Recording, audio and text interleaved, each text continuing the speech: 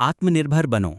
चाणक्य ने चंद्रगुप्त को यह महत्वपूर्ण शिक्षा दी थी कि आत्मनिर्भरता जीवन की सबसे बड़ी शक्ति है। उन्होंने समझाया, जब तुम स्वयं पर भरोसा करोगे तो दुनिया की कोई ताकत तुम्हें हिला नहीं सकेगी। निर्भरता से मुक्ति ही सच्चा स्वतंत्रता का मार्ग है। चंद्रगुप्त के जीवन में यह शिक्षा क्रांतिकारी साबित हुई। उसने न केवल अपने शरीर को परिश्रम से मजबूत किया, बल्कि अपने मन और बुद्धि को भी विकसित किया। उसने दिनचर्या बनाई, सुबह जल्दी उठना, योगाभ्यास करना, कठिन परिश्रम से खुद को व्यस्त रखना। वह किसी पर निर्भर ना रहते हुए स्वयं की कमियों को पहचानता और उन्हें दूर करने में जुट जाता।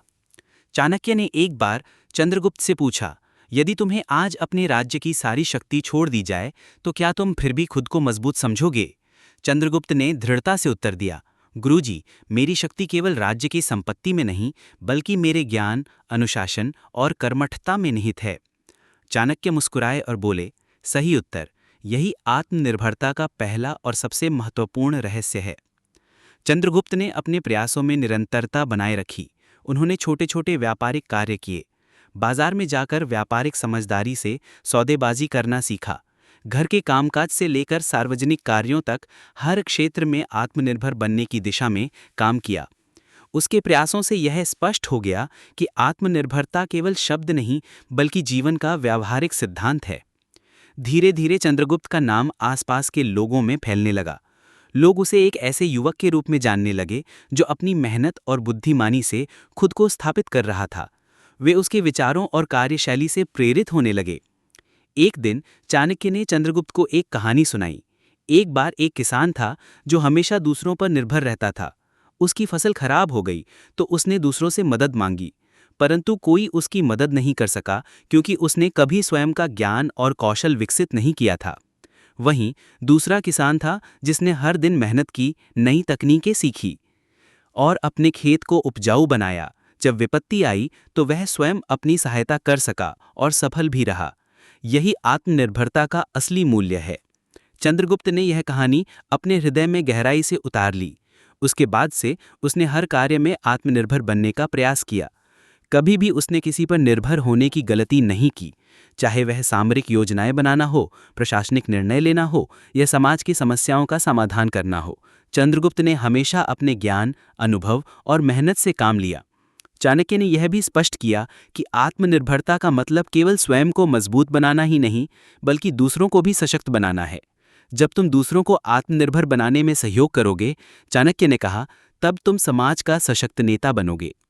इस शिक्षा से चंद्रगुप्त ने समाज के कमजोर वर्ग को भी सशक्त बनाने की दिशा में काम शुरू किया। उसने गरीब, अनपढ़ और दलित वर्ग के लिए शिक्षा और रोजगार के अवसर सुनिश्चित किए। उनका उद्देश्य था कि हर व्यक्ति आत्मनिर्भर बनकर समाज में सम्मानित स्थान प्राप्त कर सके। चंद्रगुप्त की यह नीति धीरे धीरे साम्राज्य भर में फैल गई। लोग समझने लगे कि आत्मनिर्भरता केवल व्यक्तिगत शक्ति का विकास नहीं, बल्कि समाज की प्रगति का आधार भी है। चाणक्य की यह शिक्षा चंद्रगुप्त को केवल एक शक्तिशाली राजा नहीं, बल्कि सच्चा समाज सुधारक भी बना गई। इस प्रकार चंद्रगुप्त ने आत्मनिर्भरता के पहले तरीके को पूरी तरह से अपनाया। यह उसका पहला कदम था उन 8 तरीकों की ओर जो उसे न केवल महान शासक बनाते, बल्कि लोगों के दिल में अमिट छाप छोड़ते। विनम्रता का प्रदर्शन। चाणक्य ने चंद्रगुप्त को यह समझाया कि विनम्रता एक ऐसी शक्ति है जो बड़ी से बड़ी ताकत से भी अधिक प्रभावशाली होती है। उन्होंने कहा, गर्व और अहंकार का पल्ला कभी मत पकड़ना। विनम्रता से लोग तुम्हारे पास आकर्षित होंगे, क्योंकि सच्चा आत्मसम्मान दूसरों के प्रति सम्मान दिखाने में है। चंद्रगुप्त ने अपने जीवन में विनम्रता को सर्वोच्च प्राथमिकता बना ली। वह कभी भी अपने उच्च पद का प्रदर्शन नहीं करता। भले ही वह राजा बनने की राह पर था, परंतु अपने व्यवहार में वह सबसे सामान्य और स्नेही व्यक्ति बना रहा। उसने समझा कि केवल आदेश देने से कोई आदर नहीं बनता, बल्कि लोगों के दिल में जगह बनाने से सम्मान प्राप्त होता है। चाणक्य ने उसे एक प्रेरणादायक उदाहरण दिया। एक बार एक राजा अपने महल के अंदर घमंड में जी रहा था। उसने अपने प्रजा के प्रति अरुचि और तिरस्कार दिखाया। एक दिन प्रजा ने उसका विरोध किया और उसे महल से निकाल दिया गया। वहीं एक दूसरा राजा था जिसने हमेशा प्रजा की सेवा की, उनकी बातें सुनी और उनके दुख दर्द में भागीदार बना। लोग उसके साथ स्वयं जुड़ गए और उसे कभी अकेला नहीं छोड़ा। यही विनम्रता का प्रभाव है। चंद्रगुप्त ने यह शिक्षा आत्मसात करते हुए अपने व्यवहार में व्यापक परिवर्तन किया। वह प्रजा से मिलना जुलना पसंद करता, उनके दुख सुख में सहभागी बनता। उसने गरीबों के बीच जाकर उनके साथ समय बिताया, उनकी समस्याओं को समझा और उनका समाधान किया। उन्होंने यह नहीं माना कि केवल सामरिक या प्रशासनिक दृष्टि से ही राजा का कर्तव्य पूरा होता है, बल्कि सामाजिक और मानवीय दृष्टि से भी वह जिम्मेदार था। एक बार चंद्रगुप्त ने स्वयं बाजार में जाकर एक गरीब व्यापारी की मदद की। उस व्यापारी के पास पैसे नहीं थे, परंतु उसने अपने छोटे छोटे प्रयासों से अपने परिवार का भरण पोषण करने की पूरी कोशिश की थी। चंद्रगुप्त ने न केवल उसकी समस्या सुनी, बल्कि उसे व्यापार बढ़ाने के लिए आवश्यक सहायता भी दी। इस घटना से पूरे राज्य में यह संदेश फैल गया कि राजा का मुख्य कर्तव्य जनता की सेवा करना है। चाणक्य ने चंद्रगुप्त से कहा, जब तुम विनम्रता से दूसरों से बात करोगे, तब वे तुम्हें अपना आदर्श मानने लगेंगी। विनम्रता में न केवल शक्ति है, बल्कि उसमें आत्मसम्मान की झलक भी होती है। चंद्रगुप्त ने न केवल अपने उच्च पद को विनम्रता से निभाया, बल्कि अपने अनुयायियों को भी यही शिक्षा दी। उसने अपने मंत्रियों, सैनिकों, कर्मचारियों और प्रजा को हमेशा सम्मानपूर्वक व्यवहार करना सिखाया। उन्होंने सभी के विचारों और सुझावों को ध्यान से सुना, चाहे वह कितने भी साधारण क्यों ना होते। इस नीति के कारण धीरे धीरे चंद्रगुप्त की लोकप्रियता बढ़ती गई।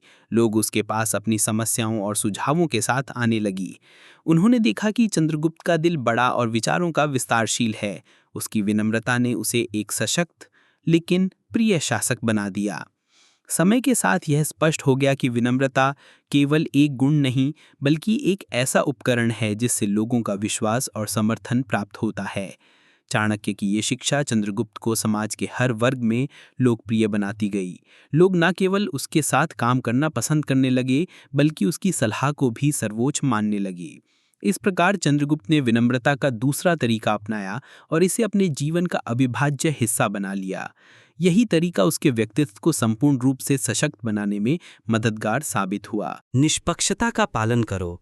चाणक्य ने चंद्रगुप्त को समझाया कि निष्पक्षता जीवन की वो नींव है जिस पर स्थायी सफलता और सम्मान आधारित होते हैं। उन्होंने कहा, जब तुम निष्पक्ष बनकर निर्णय लोगे तो लोग केवल आदेश मानने के लिए नहीं, बल्कि तुम्हारे न्यायप्रियता और बुद्धिमानी के कारण तुम्हारे पीछे खड़े होंगे। चंद्रगुप्त के मन में ये बात गहराई से उतर गई। उन्होंने प्रतिज्ञा की कि अपने शासनकाल में हर निर्णय न्याय के आदर्श पर आधारित होगा, चाहे वो कोई सामान्य नागरिक की छोटी समस्या हो या साम्राज्य के बड़े राजनीतिक निर्णय। हर बार वह निष्पक्षता के साथ कार्य करता। चाणक्य ने उदाहरण दिया, एक न्यायाधीश था जो हमेशा पक्षपाती निर्णय देता था। उसके कारण न्याय व्यवस्था में विश्वास खत्म हो गया। परंतु एक और न्यायाधीश था जो कभी भी किसी की सामाजिक स्थिति, संपत्ति या प्रभाव से प्रभावित नहीं होता था। उसके निर्णयों में केवल न्याय और सत्य की पराकाष्ठा दिखाई देती थी। यही न्यायपालिका का असली स्वरूप है। चंद्रगुप्त ने प्रशासनिक कामों में निष्पक्षता को सर्वोच्च प्राथमिकता दी। एक दिन राज्य के एक महत्वपूर्ण मामले में दो बड़े सामंतों के बीच विवाद हुआ। दोनों सामंत अत्यंत शक्तिशाली और प्रभावशाली थे, परंतु चंद्रगुप्त ने पूरी निष्पक्षता से तथ्य एकत्र किए और निष्पक्ष निर्णय दिया। उसके निर्णय में ना तो कोई पक्षपात था, ना कोई लालच। लोग चंद्रगुप्त के इस फैसले से अत्यंत प्रभावित हुए। उन्होंने देखा कि राजा का निर्णय केवल उसके सामरिक बल या राजनीतिक प्रभाव पर आधारित नहीं, बल्कि केवल सत्य और न्याय पर आधारित होता है। इसी कारण सामंतों ने भी चंद्रगुप्त के निर्णय को सम्मानित किया और उसकी न्यायपालिका में विश्वास रखने लगे। चाणक्य ने चंद्रगुप्त से कहा, यदि तुम निष्पक्षता के मार्ग पर चलोगे तो तुम्हारा साम्राज्य केवल बाहरी ताकत से नहीं, बल्कि जन समर्थन से भी सशक्त होगा। चंद्रगुप्त ने ये बात न केवल अपने प्रशासन में लागू की, बल्कि अपने व्यक्तिगत जीवन में भी अपनाई। उसने अपने मित्रों, परिवारजनों और कर्मचारियों के साथ निष्पक्ष व्यवहार किया। जब कभी उसे किसी समस्या का सामना करना पड़ा, तो उसने अपने मन की आवाज़ सुनकर न्याय का फैसला किया। ना तो वो किसी दबाव में आए, ना ही अपनी स्वार्थपरता के कारण निर्णय बदला। समाज में यह बात फैलने लगी कि चंद्रगुप्त के न्याय में न केवल स्थिरता है, बल्कि उसमें समर्पण और ईमानदारी भी विद्यमान है। लोग उसकी निष्पक्षता को देखकर प्रेरित हुए। छोटे से बड़े सभी वर्ग के लोग उसके न्याय को आदर्श मानने लगे। जनता के बीच विश्वास का वातावरण बन गया। चंद्रगुप्त ने यह भी समझा कि निष्पक्षता का पालन केवल निर्णय लेने तक सीमित नहीं है, बल्कि उसे अपनी पूरी सोच, व्यवहार और कार्यशैली में स्थायी रूप से उतारना चाहिए। उसके इस दृष्टिकोण ने न केवल उसके शासन को सुदृढ़ किया बल्कि उसके व्यक्तित्व को भी सर्वमान्य बना दिया। दूसरों की सफलता में सहयोग करो। चाणक्य ने चंद्रगुप्त से समझाया, जब तुम दूसरों की सफलता में सहयोग दोगे तब वे भी तुम्हारी सफलता में सहायक बनेंगे। ये संबंधों की शक्ति है। चंद्रगुप्त ने इसे अपने जीवन का मूल मंत्र बना लिया। उसने सामंतों, साधारण नागरिकों, विद्वानों और व्यापारियों की सफलता में सहयोग देना शुरू किया। यदि किसी को कठिनाई हो रही थी तो वह स्वेच्छा से उसकी मदद करता। बिना स्वार्थ के केवल समाज की भलाई के उद्देश्य से चंद्रगुप्त ने अनेक नए व्यापारिक मार्ग खोले, शिक्षण संस्थान स्थापित किए और लोगों को रोजगार के अवसर उपलब्ध कराए। एक उदाहरण के रूप में चंद्रगुप्त ने एक छोटे व्यापारी की मदद की। वह व्यापारी कठिन समय से गुजर रहा था। उसके पास व्यवसाय बढ़ाने के लिए साधन नहीं थे। चंद्रगुप्त ने उसकी समस्या को सुना, उचित सुझाव दिए और उसे नए व्यापारिक संबंध स्थापित करने में मदद की। कुछ वर्षों में वह व्यापारी एक सफल व्यापारी बन गया। उसने चंद्रगुप्त का नाम अपने व्यापारिक साख के साथ जोड़ा और अपने ग्राहकों को बताने लगा कि उसने इस सफलता को चंद्रगुप्त की सहायता से पाया है। इस नीति के कारण लोग चंद्रगुप्त के पीछे खींचने लगे। उन्होंने देखा कि उसकी सहायता का उद्देश्य केवल खुद का स्वार्थ नहीं बल्कि समाज और राष्ट्र की प्रगति है। धीरे धीरे यह समझ फैल गई कि चंद्रगुप्त केवल एक शक्तिशाली शासक नहीं बल्कि एक सच्चा समाज सुधारक भी है। वह अपनी सफलता में दूसरों की भागीदारी को महत्व देता था और यही सोच उसके साम्राज्य को सशक्त बनाती गई। एक दिन चाणक्य ने चंद्रगुप्त से कहा, सफल नेता वही है जो न केवल अपनी प्रगति पर ध्यान दे बल्कि दूसरों को भी सशक्त बनाकर आगे बढ़ने का अवसर दे। यह सहयोग की शक्ति है। चंद्रगुप्त ने न केवल सामंतों और व्यापारियों की मदद की बल्कि छोटे किसानों और गरीबों के लिए भी योजनाएं बनाई। शिक्षा का प्रचार प्रसार किया ताकि हर व्यक्ति आत्मनिर्भर बन सके। उसने सामाजिक भेदभाव मिटाने की दिशा में कदम बढ़ाए ताकि समाज में समरसता और समानता का वातावरण बना रहे। इस नीति ने साम्राज्य को एकजुट किया। हर वर्ग ने महसूस किया कि वे चंद्रगुप्त के साथ मजबूती से खड़े हैं। उनका विश्वास बढ़ा और साम्राज्य का विकास अडिग गति से हुआ। चंद्रगुप्त की ये नीति न केवल शासन की मजबूती बनी बल्कि समाज में सकारात्मक परिवर्तन भी लाई। निष्कर्ष, चाणक्य नीति का अमूल्य संदेश। चाणक्य नीति के 5 प्रमुख तरीके: आत्मनिर्भर बनना, विनम्रता का प्रदर्शन, निष्पक्षता का पालन, शब्दों की शक्ति को समझना और दूसरों की सफलता में सहयोग करना, चंद्रगुप्त मौर्य को एक महान शासक और समाज सुधारक बनाते हैं। इन सिद्धांतों को अपनाकर चंद्रगुप्त ने न केवल अपने साम्राज्य को बलशाली बनाया बल्कि जनता के दिल में अमिट छाप भी छोड़ी। चाणक्य की यह शिक्षा आज भी हमारे लिए प्रासंगिक है। जब हम स्वयं पर विश्वास रखेंगे, विनम्रता से पेश आएंगे, निष्पक्ष रहेंगे, सोच समझकर बोलेंगे और दूसरों के उत्थान में सहायक बनेंगे, तभी लोग स्वाभाविक रूप से हमारे पीछे आएंगे। यही चाणक्य नीति का सार है। अपने व्यवहार और सोच में सकारात्मक बदलाव लाकर हम समाज में सशक्त नेतृत्व स्थापित कर सकते हैं। इस प्रकार चंद्रगुप्त मौर्य ने चाणक्य के अमूल्य मार्गदर्शन को अपनाकर न केवल अपने समय का सबसे प्रभावशाली शासक बना बल्कि आने वाली पीढ़ियों के लिए एक प्रेरणा स्रोत भी बन गया। यह कथा हमेशा प्रेरित करती रहेगी कि सच्चा नेतृत्व केवल सत्ता का उपयोग नहीं बल्कि समाज और व्यक्तित्व की प्रगति में योगदान देने में है।